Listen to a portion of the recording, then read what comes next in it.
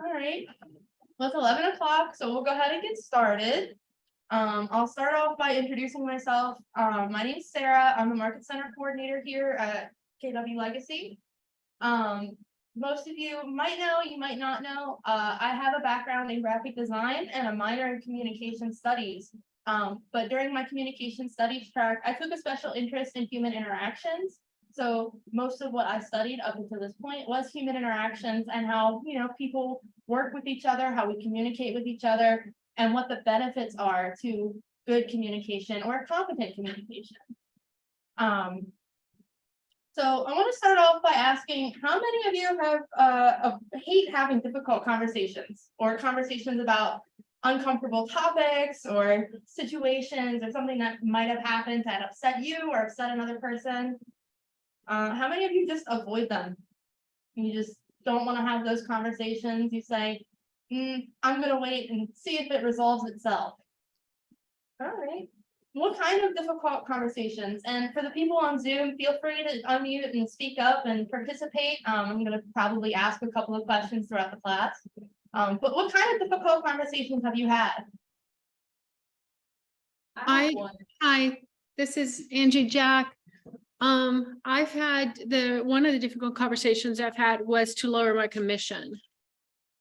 Okay, that is definitely a difficult conversation. All right. Okay, yeah, I have one. This is non-real estate related, That's fine. but like the birds and the bees talk. So that is a very difficult conversation to have with anyone, I believe. Yeah. Anyone else? All right. Well, I know it can be scary to have those kind of conversations. It might, make you very anxious or might even make you a little upset, but they're important to have. It's important to have these conversations. And I would love to tell you why they're important. So difficult conversations are probably one of the most important kinds of conversations you can have. They happen everywhere. And like Layla said, they happen in our personal lives too. So they can happen with your family, your friends, romantic partners, husbands, wives, kids. They can also happen at work and in your professional life with clients, other agents, with the leadership team, anyone you might encounter during a professional interaction. But they also communicate value. It communicates that you value your relationship with the other person. You value the other person's thoughts and opinions, right? Because when you have these conversations, you're showing them that, hey, I'm open to hearing what you have to say, and I value our relationship. So I'm going to sit down and I'm going to have this conversation with you, no matter how hard it might be, right? It also increases the level of trust and respect that you have in your relationship with that person, whether it be a professional relationship or a personal relationship. Having a high level of trust and respect, that's the sign of a very strong relationship. And that's a relationship that's going to continue and persist. That's also the type of relationship that's going to get you recommended to other clients, get you more leads. And say, even if you disagree in the end, because even during difficult conversations, you might have the ending be a disagreement. That's fine. You're still showing that you respect that other person and that you trust their opinions and that you want to listen to them. And when you show them that you trust and respect them, they will in turn trust and respect you as a person. And something else it can do, it can reveal blind spots. It can reveal blind spots for yourself and for the other person. Now, a blind spot is part of what's called the Johari window. And I'm about to get really technical for a second. The Johari window is a 4-pane window. And in the 4 panes, you have your 2 columns and your 2 rows. Both of them are known to self, known to others, known to self, known to others, or not known. And in your first pane, you have your open window. That's stuff that you know about yourself that you openly share with others. You also have your unknown window, which is stuff that you don't know about yourself, that other people don't know about yourself. Then the blind spots. Blind spots are things that other people might be able to see about you and attribute to you, whether it be a characteristic or an activity, anything about you that person might attribute to you that you might not know about yourself. Like other people might say, hey, you know, Sarah's really, really happy and a bubbly person, but I may not think that about myself. So that's something that's in my blind spot that could come out, you know, from a difficult conversation. Something else it does, it helps to clarify your future. That's the future in the relationship with that person, you know. People want to know where they stand with you, and you want to know where you stand with other people. Because if you're doing something that might be upsetting someone else, you would probably want to know that so you could stop doing it. And most people feel the same way. If they're doing something that might be causing a negative impact on that relationship, they would want to know so that they can correct that. It's not always the case, but 9 times out of 10, if you're able to sit down and have these conversations, they will turn out in your favor. And people will realize, oh, hey, I was doing something that maybe I shouldn't have been doing, right? And they'll move on. It also creates an opportunity for that growth. Because if you don't know that you don't know something, how can you grow from that? So by revealing our blind spots and, you know, clarifying our future and what we want to learn about, you know, the other person and ourselves, we can grow as individuals and as professionals. Because if we don't have these conversations, we are missing so many opportunities to grow as a professional and grow as an individual. But I guess I will start and I'll give you some of the tips on how to have these conversations. So the first tip, and probably the most important one, is don't avoid it.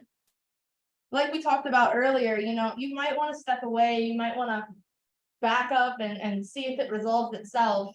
And while sometimes it might work out in your favor, you miss all of the opportunities you don't take. You miss all of the shots that you don't take. So if you don't stand up and have that conversation with that person, you're missing all that opportunity for growth. You're missing that opportunity to build your relationship and make it more positive than it was before. Because even if it's something that's not super serious, but you know, it's something that still needs to be addressed, bring it up. Sit down, have that conversation. I feel like I stew over things if I don't do it right away too, so it's just, I feel like it's just, I feel like it's just better to just kind of get it over with. It's like ripping a Band-Aid off. Through it too much. And say, Do it. I say the longer you avoid it, the more you're gonna think about it, and your body's gonna build up anxiety and all these negative thoughts. And when it comes time to have that conversation, if you've waited so long, you're gonna have all this pent up anguish and anxiety. You're not gonna know where to start. You're gonna be flustered, and the other person's gonna pick up on that. They're gonna be flustered too. They're gonna be upset. The next tip, you know, have a purpose. When you go into a difficult conversation, you know what you want out of that conversation. Like, let's say my best friend did something or she said something and it hurt my feelings. That might not be something that I bring up right away, but if I do bring it up to her, I'm not gonna go, hey bestie, you know, how you been? And start talking about the clouds and everything else and be like, hey, can we talk about something that really hurt my feelings? You have a purpose, you've set the tone for the conversation, you're not being rude, but you're making it known, hey, there's a purpose behind me reaching out to you. I want to have a conversation about X, Y, and Z, so that way, you know, maybe we can come to some sort of conclusion or solution or resolution. Be confident and direct. Again, don't beat around the bush. The other person in this conversation is going to pick up off of your energy. So if you're sitting there and you're all like hunched over, or your arms are crossed and you look all mad, you know, the other person, they're gonna be mad too. They're gonna be like, hey, why is this person, you know, giving me this energy? Why are their nonverbal cues are giving me this negative energy? So I'm gonna give it back. And that's not a good way to have a difficult conversation. You want to be open, you want to be calm, you want to be direct, but you don't want to be rude. So it's also about how you say things. Because I can say, hey, you know, you said something that really hurt my feelings, right? And that's coming off, you know, confident, direct, but not rude. Now, if I come up and say, hey, you know, that really upset me, and you need to not do that anymore. That is overly confident, a little bit rude, very standoffish. Your person that you're talking to is gonna bring that energy right back to you and be like, oh yeah, really? Are you sure about that? And like, that's definitely not the way to set up, the continuing of a positive relationship. The next step, be open-minded, because you don't know what the other person has going on in their life. You don't know what their experiences were, but you want to acknowledge their feelings and their perspective. And you want to give them the opportunity to provide that to you as well. So if you sit there and you're having a conversation, be like, hey, you said something that really hurt my feelings. And the other person's like, oh, I'm really sorry. I didn't think it would hurt your feelings because of XYZ. Just listening to their perspective, understanding that, hey, they might not have known, or they might have a different background or a different thought process on whatever topic it is that you might be discussing. I say, if you are able to listen and communicate effectively with your conversational partner, you resolve your current problem, but you also improve your long-term relationship. Being empathetic. So again, listening to what the other person is saying and then trying to put yourself in their shoes. Because you can be open-minded and listen to what they're saying, but you have to be empathetic as well, which is separate. That's putting yourself in their shoes and trying to see things from their perspective, trying to put yourself in their perspective. And that way you have a broader perspective on the situation at hand. Right? You have not only your perspective, you have the other party's perspective. And then you have the third perspective, someone looking in from the outside. That's also a great perspective to have. That's considered a part of empathy, is being able to see it from that outside perspective. And just seeing if they start to get emotional during this conversation, if you're having a tough conversation with someone and they start to get emotional, being empathetic is also taking a step back, giving them a minute, letting them collect their thoughts, and reassuring them that you're only providing feedback because you see the potential in the relationship and that you care about the relationship and that you want to find this resolution. Because that's what these conversations are about. It's about finding a resolution, or, sharing information that might be difficult to share. But you're not trying to bombard this person and make them feel bad. You're trying to work with them, not against them. Another thing that helps you be empathetic and open-minded is using I statements. So when you start the sentence with I instead of you, you're avoiding putting down the other person and you're promoting positive communication. And you're trying to foster enthusiasm with both parties to find the solution that you're looking for. Do you guys know the difference between constructive feedback and critical feedback? Anyone? No, I don't. I mean, I can guess, but I'm more interested in hearing what you had to say. Okay, so constructive feedback focuses on building up the other person. It focuses on the positives, it focuses on positive change, whereas critical feedback is only focusing on the negative. An example of this, let's say I'm giving feedback on my own PowerPoint.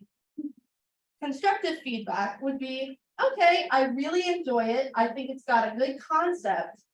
Maybe you could add this, or maybe it doesn't need this. Have you tried doing it in a different way? Giving options, not saying, oh, well, it shouldn't have this, it shouldn't have that. Because that would be critical feedback. You're focusing on the negatives, the shoulds, the should nots, versus trying something and giving options. Next one, sticking to the facts. Not every conversation is going to go the way we want. We have to remember that. Not everyone's going to agree with our point of view. So being open to seeing other people's point of views, but only sticking to the things that are facts, that are true. And not letting your feelings get in the way of this. Because when we let our feelings get in the way, when we let our feelings, bring up all this emotion on us, that tends to get in the way of finding a resolution in whatever problem or conversation you're having. Because when we get emotional, we get loud, we get upset, our minds start to cloud over, we're not able to be open-minded anymore. So just keeping our emotions at bay, sticking to the facts, sticking to, what we know, and trying to keep a conversation civil. That's probably the biggest part of that. Next thing, finding a solution. We've talked about finding the solution, right? Sometimes the solution is not always clear from the beginning. Sometimes you have to go through all of these steps and you have to talk to the person more than once. You have to have the conversation more than once to find the solution. Because it's not always going to be the same solution that you come up with each time you have a conversation. And part of it is working together with the other person to find a solution that both people can agree on. Because if one person gets their way and the other person doesn't, that's a win-lose situation. We want to find what's called a win-win situation where both parties are able to, make a commitment to each other that they're going to stick with this solution, and that yes, it works for both people have a positive coming out of it, and they understand. And the last thing is just following up with the other person afterwards, after you've found a solution and you've decided on it and you've implemented the solution, just following up with them, because sometimes people might have a delayed reaction to receiving bad news, or having this conversation. Their reaction might be delayed. So after the conversation, either you or the other person, you might feel frustrated or embarrassed, or you might have some tones of resentment from the conversation. So it's important to follow up just to check on those feelings, to see how the other person is doing, and to ensure that you're both making a commitment to that solution you found. If not, it's okay to go back and have the conversation again. So difficult conversations, they're difficult, but they're doable and they're important. However, they are not the end all be all. They're not always appropriate times to have difficult conversations. And it is unfortunate, but I want to make you guys all aware, do my due diligence, when it's not appropriate to have a difficult conversation. So especially in the field of real estate, there are a few different places where, difficult conversations are not appropriate and where actions need to be taken other than having a conversation with this person. Such as if an agent violates the Realtor Code of Ethics, which was developed by the National Association of Realtors. So if you're following the Code of Ethics, you're not having any problems, but if they violate the Code of Ethics, maybe a difficult conversation with you as an agent is not what they need. I would bring it up to, the appropriate person that should be having that conversation with them. But you as the agent don't necessarily need to be having these conversations with other agents. Now, if an agent does something illegal or unlawful, again, that is not a conversation that you should have. You should bring it up to their broker, the Board of Realtors. They will handle the difficult conversations. And if there is a safety concern for you, your client, or anyone else involved, don't have that conversation. It's definitely not the time. Make sure that the appropriate parties are notified, that there is a safety concern in that situation. Now, the last thing I wanted to do, and our people on Zoom, you can participate in this too, but I wanted to go over a few different scenarios that might happen that you might have to have a difficult conversation. So this is what I wanted to spend most of our time on today, is going over these scenarios and what you could do in these situations. I don't want to say what you should do because everyone has their own opinions, their own backgrounds.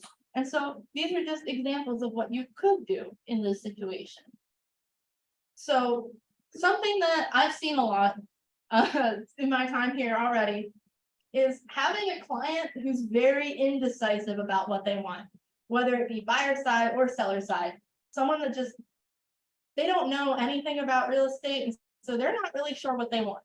This can be a really hard conversation because as agents, we need to know what our clients want and needs are That way, you know, you can take care of them and you can do your job in the best way possible. But having someone who's indecisive, they can be a little hard to work with. I, as a graphic designer, have clients who are indecisive all the time. But it's important to sit down and sort of figure it out.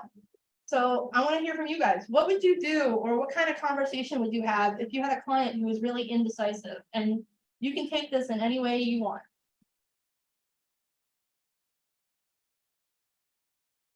I would tell them that we should probably sit down and have us, well, it depends on what stage we're on, but I'm assuming that. I'm assuming that we're already on the showing stage for a buyer, and they're like, well, I don't know if this is what I want.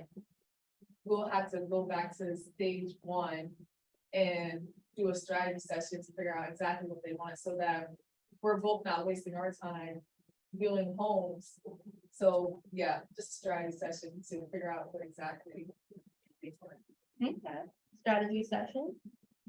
Anyone else have any ideas of how they would handle this?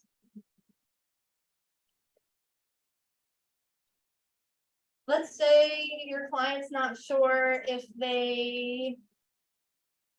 Ooh, if they want to get a home inspection before they buy.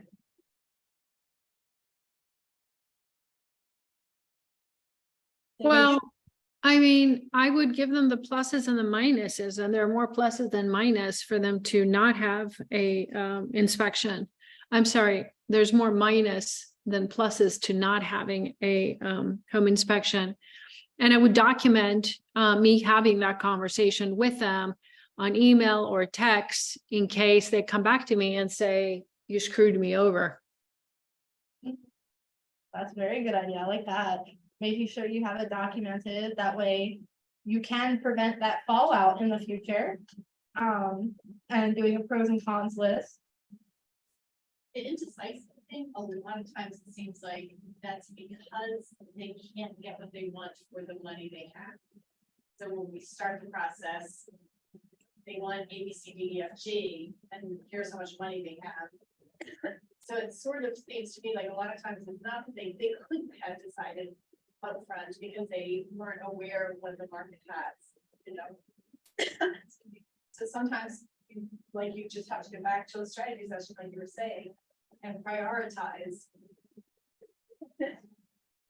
Prioritize which of the things are most important. Now we've looked at a few homes, looked at lots online, and we can see that they can't get all the things they want for the amount.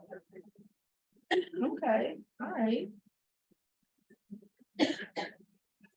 Anyone else on the indecisive client have anything they want to share? So here's another one. Your buyer's offer got denied and they might blame you for this as the agent.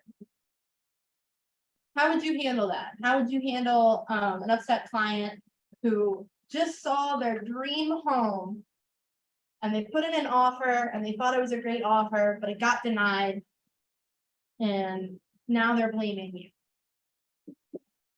That's a very hard conversation to have. No, I'll take offense to it, low key. 'Cause I would. Go ahead. Go ahead. I was just gonna say that I'll first try to figure out why they may blame me. But that's a hard one. I wouldn't really know what to say. Trying to figure out why they're blaming you. That's definitely important. Having need the empathy, you know, and to respond as if they're just telling you that they're frustrated rather than that's, you know, might be what it is. It's just they really wanted that house and they're upset and sad and frustrated that things don't get, you know.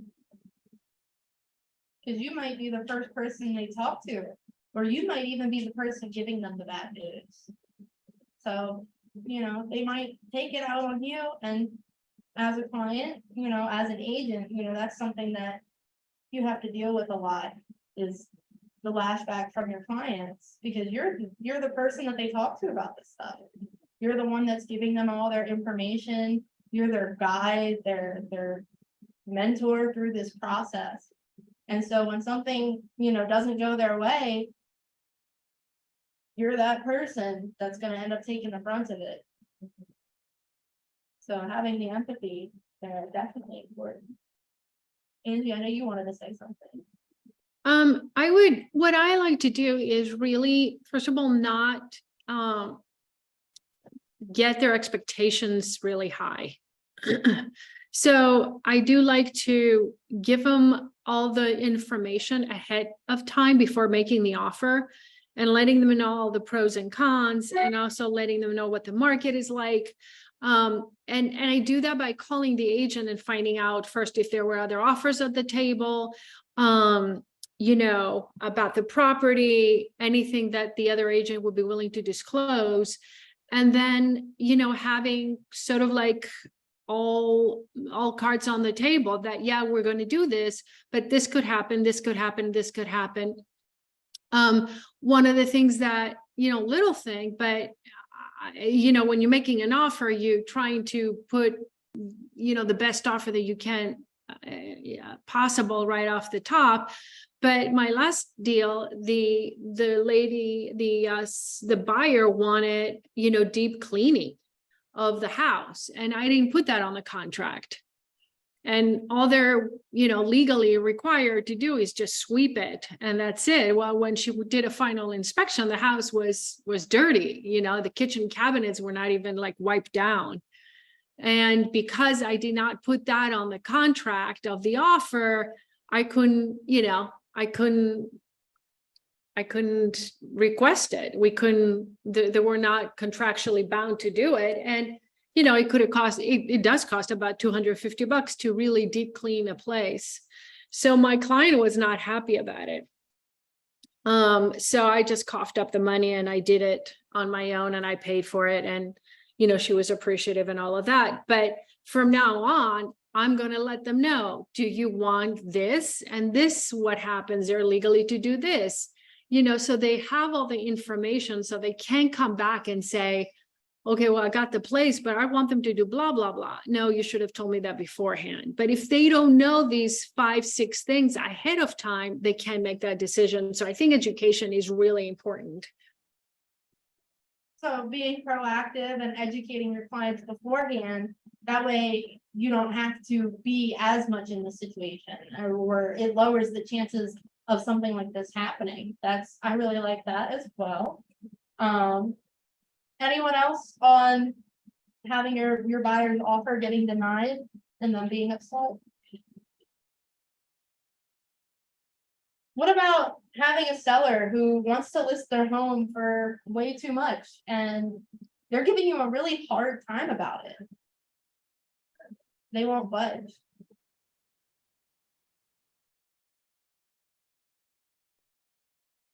You gotta pull up the comparables and just show them, like, based on the market today, like, how your home will most likely sell. And I think a lot of sellers are, because at the end of the day, they want the most they can get. So their expectations probably are gonna be high for the price, but I think the most important thing is to provide them with evidence based on the market now, and to see what their home will most likely sell for. Anyone else on this one?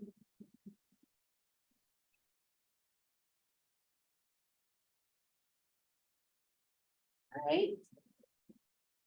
Is that something? Yeah, go ahead. I agree with you, it's data, like, so in that situation, they need to see it from the buyer's perspective and see that the other houses that are available around here are better value.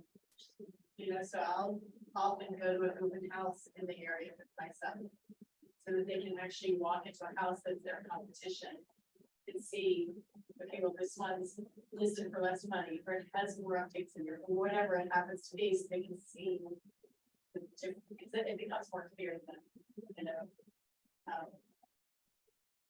but sometimes you end up with a listing that's too high. Okay. So taking your client out, showing them other houses, comparables, making them aware of the other houses on the market that might be similar to theirs. Or in a similar area to show them why theirs might be more suited for a different listing price.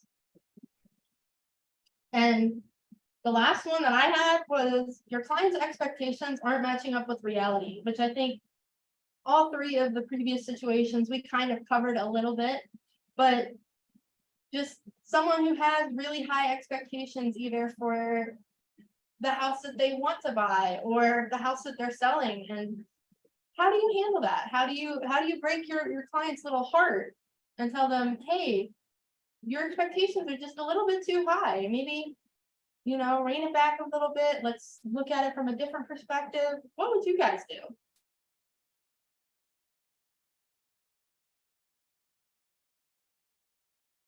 Sometimes because of what it is, like I have a client now, they had to expand their budget.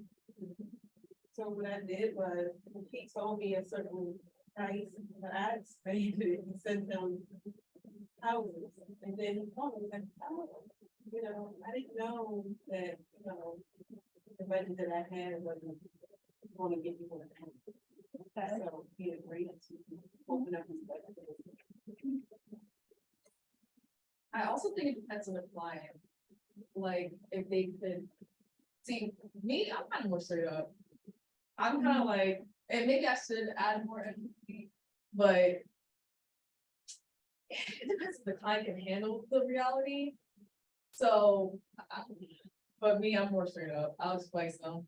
Yeah, right now, the homes I'm using your example, the homes that you're looking for, and the price range is not exactly the price range that's available right now, so you would have to go up if you are going to stay within this area. Would that be okay? Yes or no? So being direct and getting straight to the point. Hey,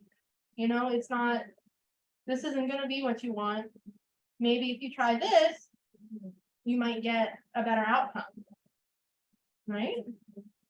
You have to kind of detach a little bit and not take it personally, I think. Because I find you're dealing with people who are making this enormous purchase or selling, it's an enormous amount of money for them. And it's not something they're doing all the time. You're only buying or selling a house every so often. And so people are not always on their best behavior. They're emotional about it and they react emotionally. And the more you can detach and not, take anything, to take as little personally as possible. And, that's kind of what I've seen is being able just to not get upset when that person's upset. Makes the biggest difference in the world. Anyone else on Zoom for this one?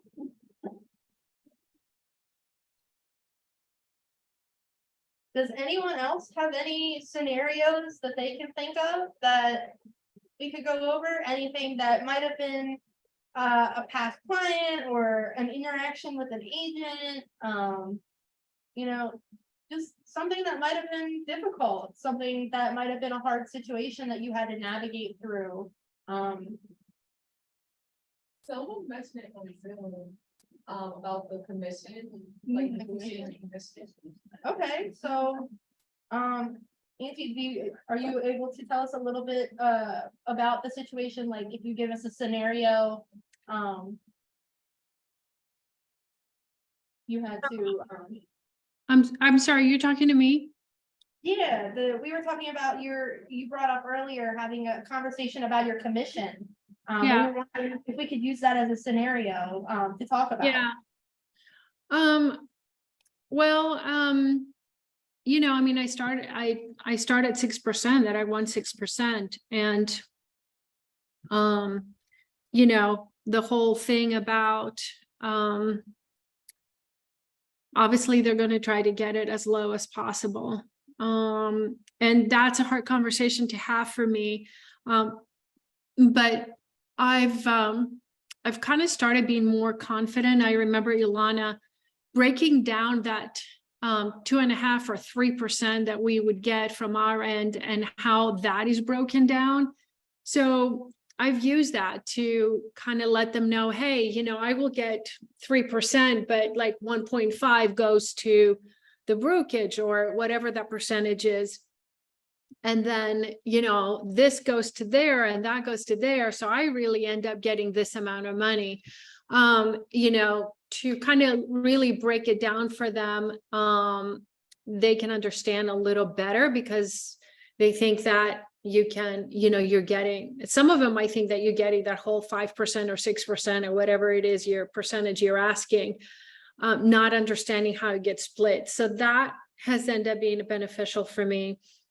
And then the other thing is, the more I feel confident in the role of a realtor, the more I can claim, you know, my worth and my value, because I always have ready to say the 5, 6, 8, 9, 10 things that I will be doing. So when they go to another agent to try to compare after they speak to me, if they do that, you know, they have something to think about that, hey, this is what I'm going to do. This is what I'm going to do. And that agent most likely will not be doing all the things that I will be doing. And I don't want to, you know, get a reputation that I'll just do it for nothing, or not nothing, but the lowest amount of possible, you know, because I mean, you know, Kirsten knows how much I put in every deal. And me knowing that, I don't want to be paid less.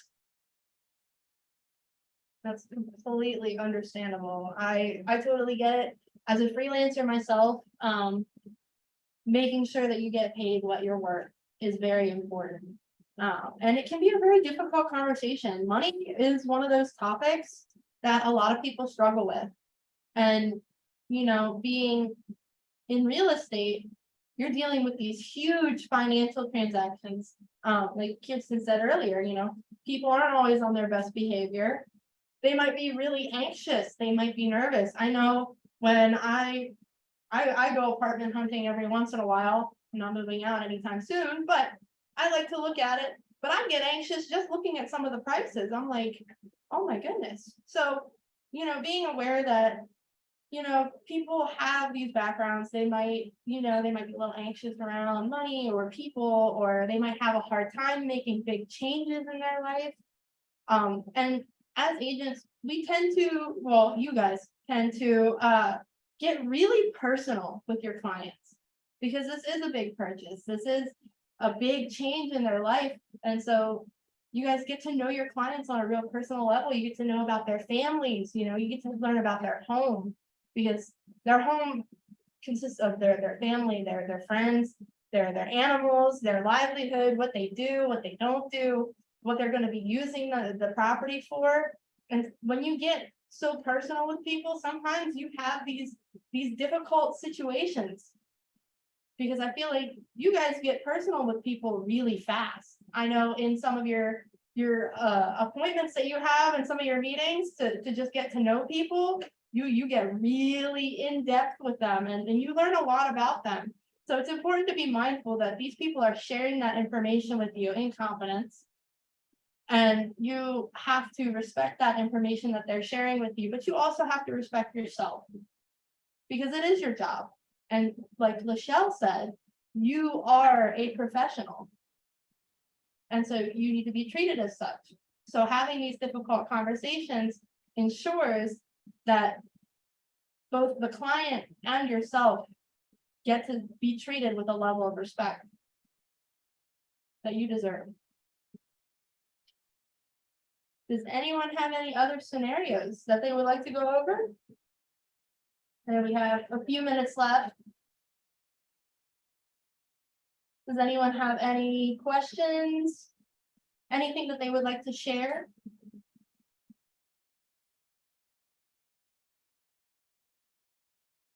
All right. Well, thank you guys so much. I really appreciate everyone who's come, everyone on Zoom. This Thank was my you.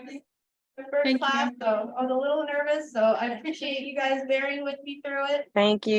You did a great job. Thank you. Thank you. And I look forward to coming back to teach again sometime soon. Thank you, Sarah. Thank you. All right, everyone have a great day.